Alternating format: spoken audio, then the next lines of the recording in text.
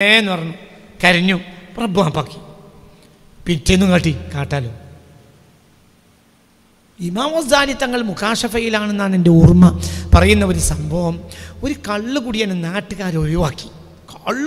കള്ളന്നെ ഞാൻ പകല് കള്ള്. അങ്ങനെ അയാൾ മരിച്ചു.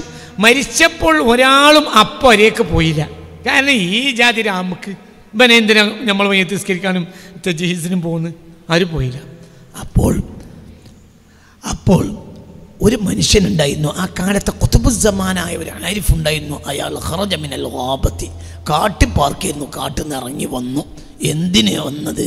ലിയഷ്ഹദ ജനാസതഹു, ആ ജനാസയിൽ പങ്കെടുക്കാൻ വേണ്ടി. ഗസാലി പറയുന്ന റളിയല്ലാഹു അൻഹു മുകാശഫിന്റെ ഓർമ്മ പറയുന്ന ഒരു സംഭവം. അത് മനസ്സിലായില്ലേ? ചിന്തിക്കണം.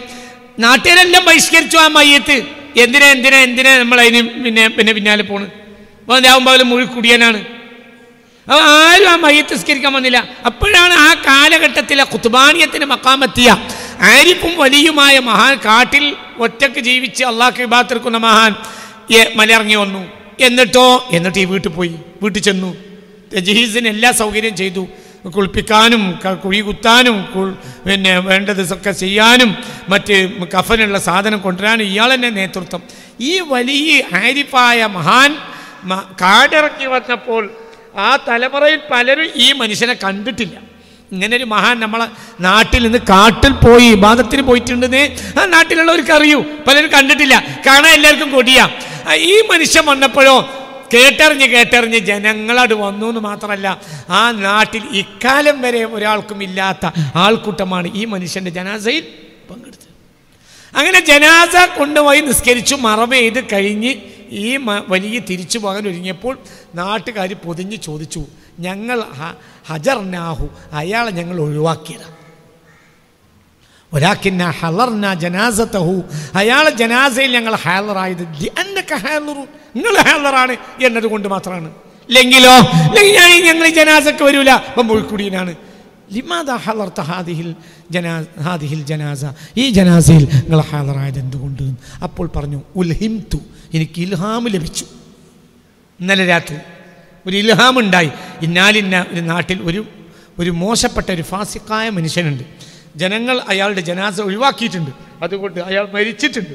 നിങ്ങൾ അവിടെ പങ്കെടുത്ത് ആ ജനാസയെ സംസ്കരിച്ച് ആ ജനാസക്ക് എല്ലാ കാര്യങ്ങളും ചെയ്ത് സംസ്കരിച്ച് പൂർത്തിയാക്കി മയ്യത്ത് നിസ്കാരം കഴിഞ്ഞ് മറവ് ചെയ്തിട്ട് നിങ്ങൾ പോരാൻ പാടുള്ളൂ എന്ന് ഉത്തരം എനിക്ക് ഇന്നലെ രാത്രി ഇൽഹാമിൻ്റെ അറിയിപ്പ് കിട്ടി. അങ്ങനെ വന്നതാണ്. എന്താ കാരണം എനിക്കറിയില്ല.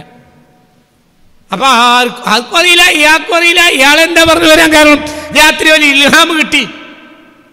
അപ്പോൾ എല്ലാവരും അപ്പം അയാളുടെ ഭാര്യയോട് ചോദിക്കാം, അപ്പം നിങ്ങൾ വരെ ആ ജനാസയെ പങ്കെടുക്കണമെങ്കിൽ അതിനൊരു കാരണം ഉണ്ടാവുമല്ലോ. അങ്ങനെ എല്ലാവരും അയാളെ വിധവയുടെ അടുത്തേക്ക് വീട്ടിലേക്ക് പോയി. എന്നിട്ട് റാഉൽ ഹിജാബിൽ നിന്ന് ആളുകൾ ചോദിച്ചു, പെണ്ണെ ഇന്നാലിന്ന വലിയ വരെ ഈ ജനാസയെ പങ്കെടുത്തു, അപ്പം ഞങ്ങളെല്ലാവരും പങ്കെടുത്തു, നിനക്കറിയാം ഞങ്ങൾ ഈ ജനാസയെ ഒഴിവാക്കിയ ഇയാൾ വന്നതാ. ഇയാൾ നമ്മുടെ നാട്ടിൽ ഏറ്റവും അറിയപ്പെടുന്ന ഒരു ആരിഫ. ഈ മനുഷ്യൻ വരുമ്പോൾ അതിനൊരു കാരണം ഉണ്ടാവും. ഇയാളോട് ചോദിച്ചു പറഞ്ഞു, അയാൾക്കും അറിയൂല, അദ്ദേഹത്തിന് ഇൽഹാം ലഭിച്ചു എന്നാണ് പറഞ്ഞത്. എന്തായിരുന്നു നിന്റെ ഭർത്താവിനുണ്ടായിരുന്ന സൽഗുണം? അപ്പോൾ ആ പെണ്ണ് പറഞ്ഞു, തസവ്വജനി, അയാൾ എന്നെ കല്യാണം കഴിച്ചു. വമാ റഅയ്തു ഇല്ലാഹു വശാരിബുൽ ഖംരി, അയാൾ കള്ളുകുടിയനായിട്ടല്ലാത്തൊരു നിമിഷം ഞാൻ അയാളെ കണ്ടിട്ടേയില്ല. എപ്പോൾ കള്ളുകുടിയനായിരിക്കും. കള്ളു കുടിക്കാത്ത ഒരു രാത്രി അയാൾ എൻ്റെ അടുത്ത് വന്നിട്ടില്ല. കള്ളു കുടിക്കാതെ ഞാൻ ഇയാളെ കണ്ടിട്ടേയില്ല. ഇല്ല അന്നഹു ഇദാ ദഖല ജൗഫുൽ ലൈലി ഫയഖൂമു ഫയബ്കി യാ റബ്ബി യാ റബ്ബി യാ റബ്ബി യാ റബ്ബി യാ റബ്ബി യാ റബ്ബി ഇന്നി അന ശാരിബുൽ ഖംരി ഹത്ത, പടച്ചോനെ ഞാൻ ഇന്നും കുടിച്ചുപോയി, എൻ്റെ ഷഹവാത്തിനെ ഒഴിവാക്കാൻ എനിക്ക് കഴിഞ്ഞില്ല. അല്ലാഹ് ഗഫിർലി, പടച്ചോനെ ഹിജ്റിക്ക് പൂർത്തിയാരണേ റബ്ബേ എന്ന് പറഞ്ഞ് പാതിരാത്രി മുതൽ നേരം വെളുക്കുന്നവരെ ഇയാൾ കരയും. പിറ്റേന്നും പോയി കള്ളുടിക്കും, അന്നും കരയും. എന്നൊക്കെ പറഞ്ഞാൽ മനസ്സിലായോ? ഇത് ഇമാം ഗസാലി ഈ സംഭവം രേഖപ്പെടുത്തിയിട്ടുണ്ട്. റളിയല്ലാഹു പറയണു, വളരെ വളരെ ചിന്തിക്കണം. നമ്മൾ എന്താണ് സംഭവിക്കുന്നത്? ഇനി ഞാൻ കുടിക്കൂലെന്ന് പറയും. പക്ഷെ ഷഹ്വാത്ത് അതിന് സമ്മതിക്കണില്ല. വന്നഫ്സു കത്ത്ഫിലീൻ തുഹ്മിൽഹു ശബ്ബഅലാ ഹുബ്ബിർ റളാഇ വഇൻ തുഫ്തിമുഹു യൻഫതിമി മൗലായ സ്വല്ലി വസല്ലിം ദായിമൻ അബദാ അലാ ഹബീബിക ഖൈറിൽ ഖൽഖി കുല്ലിഹിം.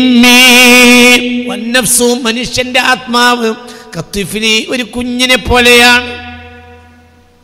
ഇൻ തുഹ്മിൽഹു നീ സൗകര്യം ചെയ്തു കൊടുത്താൽ ശബ്ബഅലാ ഹുബ്ബിർ റളാഇ ഉമ്മയുടെ മുല കുടിച്ച് തന്നെയും ഈ കുഞ്ഞുമോൻ യുവാവാവും. അതാണ് നഫ്സിന്റെ അവസ്ഥ. ഇൻ തുഫ്തിമുഹു അടിക്കാൻ പറ്റിയ ഒരാളെ കിട്ടണം. അടിച്ച് ചുണ്ടു കൂട്ടി ഉമ്മ ഒരൊറ്റ അടി അടിച്ചാൽ എംപത്തിമി പിന്നെ കുടിക്കൂല. അടി കിട്ടിയില്ലെങ്കിലോ കുടിച്ചോണ്ടേയിരിക്കും.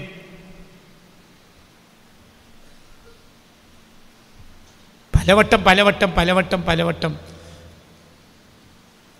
എൻ്റെ അടുത്ത് ഇവിടെ ഒരു സ്ത്രീ വന്നു. എൻ്റെ ഭർത്താവ് നന്നാവണില്ല. അയാൾ എൻ്റെ അടുത്ത് വരൂല, വ്യഭിചാരിയാണ്. അയാൾ വലിയ ഓഫീസുണ്ട്, വലിയ എൻജിനീയറാണ്. എല്ലാം പകലും പൈസയോട് പൈസയാണ്. ആ എൻജിനീയർ ഫീൽഡിൽ അയാൾ ഉപയോഗിക്കാത്ത തോന്നിയാസങ്ങളില്ല. എല്ലാം കൂടി പറയാൻ പറ്റൂലല്ലോ. പലവട്ടം പറഞ്ഞു. ഇനെന്താ ചെല്ലുക? പലവട്ടം ഞാനും പറഞ്ഞു. ഞാൻ ദിക്റിലിട്ടൊന്നും കാര്യമില്ല, റബ്ബിനോട് ദുആ ചെയ്ത് നോക്ക്. അവസാനം വന്നപ്പോൾ ഞാൻ പറഞ്ഞു, ഇനിയിപ്പോൾ ഒരു വഴിയേ ഉള്ളൂ, മൂപ്പര് ആക്സിഡൻറ്റ് പെടുക. അതാണ് എല്ലാം മുള്ളൊക്കെയാണ് പൊട്ടുക, എന്നിട്ട് മൂലൊക്കെ കിടക്കുക. അന്ന് കരച്ചിൽ തുടങ്ങും. അടി കിട്ടി. ആരുടെ അടി? എൻ്റെ പെണ്ണ്, എൻ്റെ ഭർത്താവിൻ്റെ ആക്സിഡൻ്റ് ഉണ്ടാകാനല്ല ഞാനിത് പറയുന്നത്. ഇതിപ്പോൾ കുറേ കാലമല്ല എന്നോട് വന്ന് പറയുന്നത്. ഇനി വൈൻ തുഫ്തിമു യംഫതിമി, അടി കിട്ടിയാൽ നന്നാവും. അങ്ങനെ മൂപ്പര് എല്ലും മുള്ളും മുറിഞ്ഞ് കുറേ കാലം കടന്നാൽ പിന്നെ തോബയിലായി. പിന്നെ എല്ലാവർക്കും വരച്ചും പോവും. മനസ്സിലായില്ലേ? ക്യാൻസർ ഉണ്ടാകാൻ വേണ്ടി പറയല്ല, എല്ലും മുള്ളും മുറിയാനും പറയല്ല. വൈൻ തുഫ്തിമു യംഫതിമി. മനസ്സിലായില്ലേ? ചിന്തിക്ക്. ഈ അടി കിട്ടിയില്ലെങ്കിലോ പിന്നെ ഇത് ആവർത്തിച്ചുകൊണ്ടേയിരിക്കും. പക്ഷേ പടച്ചോനി എന്നൊരു ബോധം ഉണ്ടെങ്കിൽ ഇസ്തിഗ്ഫാർ ചെയ്യും. മറ്റേ ഷഹവാത്താണ്. ഷഹവത്തിലല്ലേ നമ്മളെ ബാപ്പ അവിടെ വന്ന്